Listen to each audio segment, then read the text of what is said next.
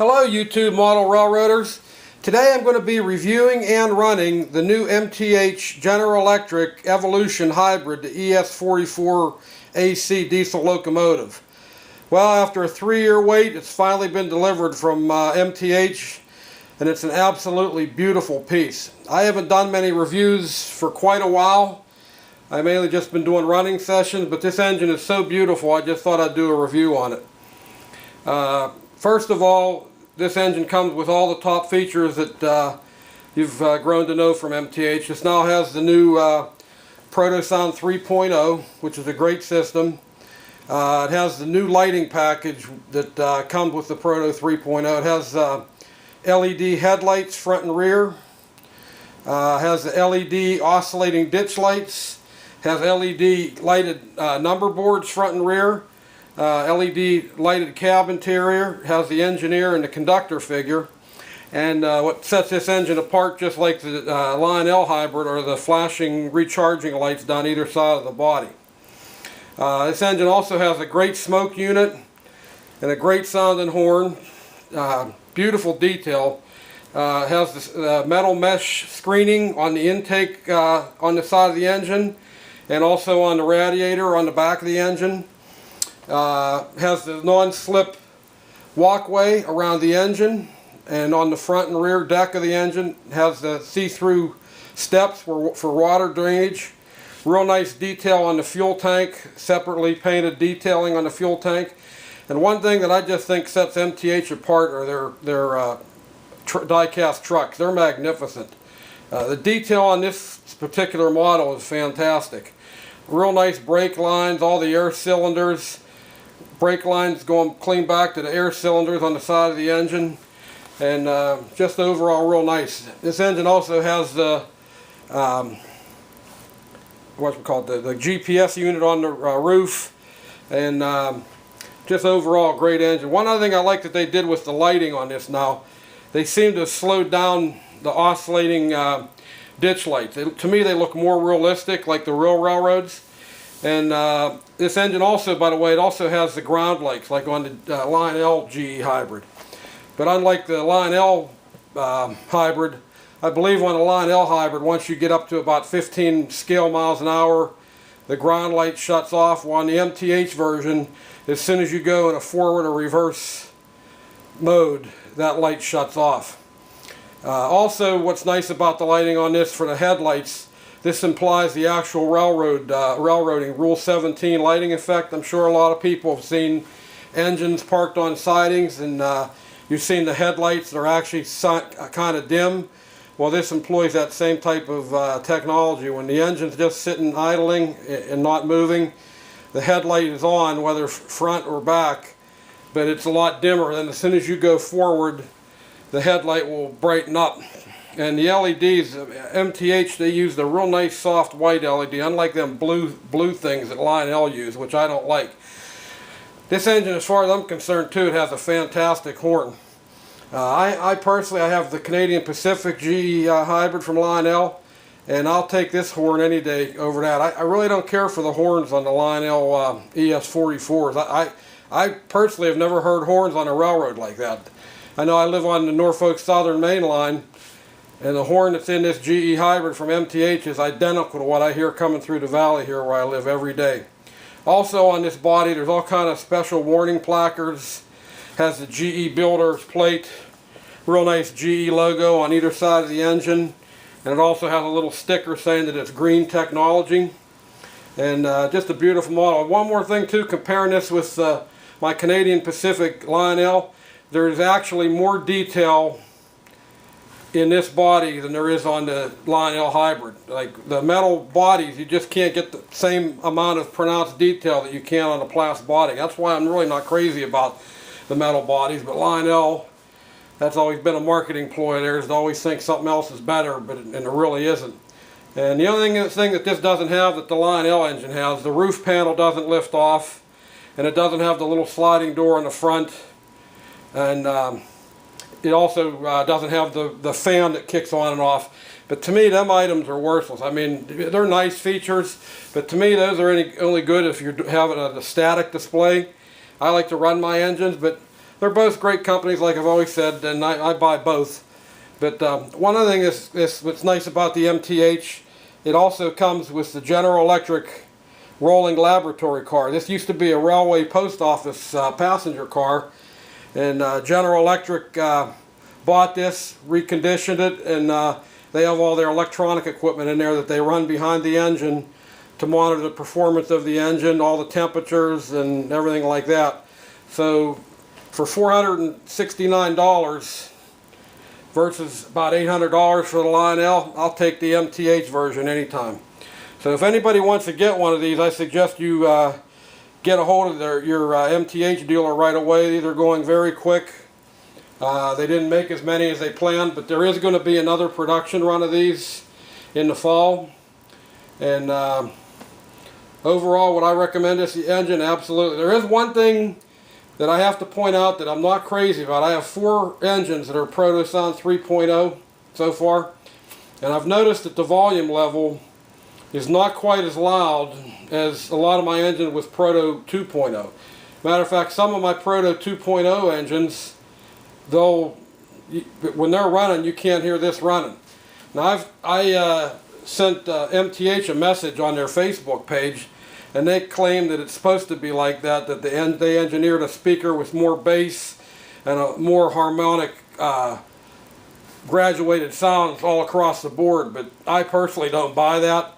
And I think maybe there might be a fix coming. There might be a download that you'll be able to download from MTH to put more volume into this. But that's no big deal for me, because actually a lot of times when I run these late at night, I'll just shut the sound off anyway. And it's a great performing engine, and let me go ahead and run it for you. I hope you enjoy it.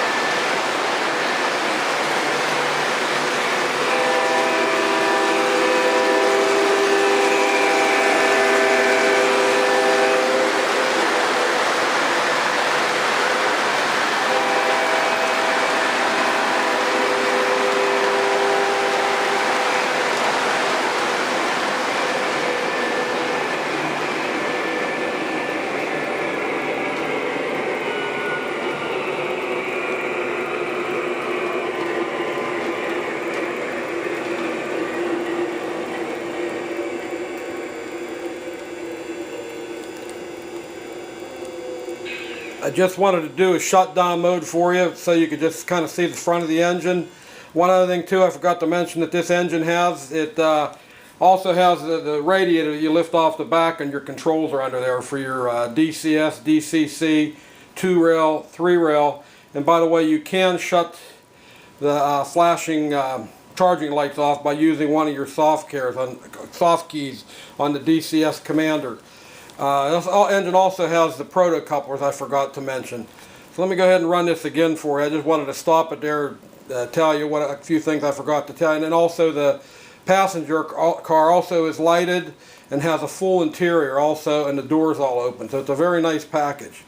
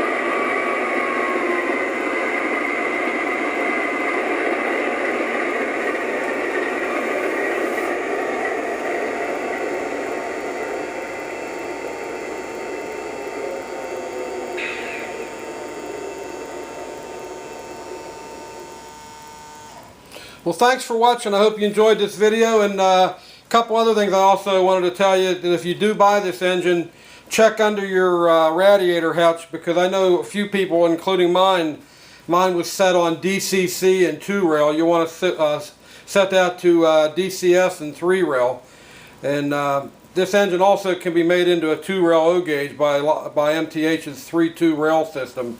But overall, it's a great engine, and appreciate you watching. If you have any feedback, comments, please get back to me. If you want any more information on the engine, get back to me, and I'll be happy to tell you some information on it.